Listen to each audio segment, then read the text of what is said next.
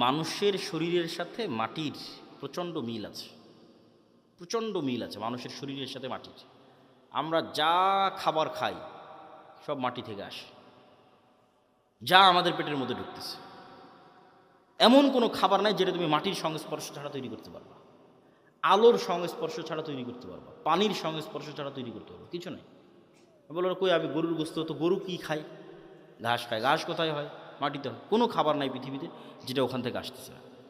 তাহলে একটা কলা তৈরি হলো, মাটির কলার গাছ তৈরি হলো, কলার মধ্যে কি আছে? Magnesium, calcium. ওই সেম ম্যাগনেসিয়াম ক্যালসিয়াম তোমার শরীরের মধ্যে আছে। তাহলে ওই ম্যাগনেসিয়ামটা মাটির থেকে আসতেছে। তাহলে মাটির ম্যাগনেসিয়াম আর তোমার শরীরের ম্যাগনেসিয়াম সেম। আজকে আল্লাহ ওই কলা তোমার শরীরের মধ্যে দিয়ে এখানে কোষ তৈরি করতেছে, ব্লাড তৈরি করতেছে। এই কোষ, এই সেম ব্লাড ওই মাটির মধ্যেই তৈরি হয়ে যাবে। কেনা সেম জিনিস ওখান থেকে এখানে আসতেছে।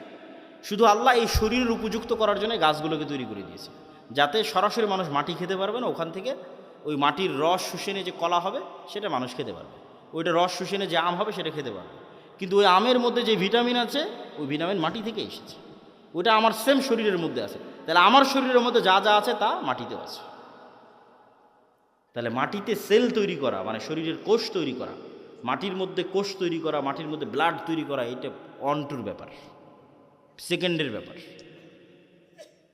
এই জন্য কবর থেকে মানুষ এভাবে তরতর তরতর করে তরতাজা গাছের মতো পরকালে কবর থেকে উঠে আসবে, মাটি থেকে উঠে আসবে।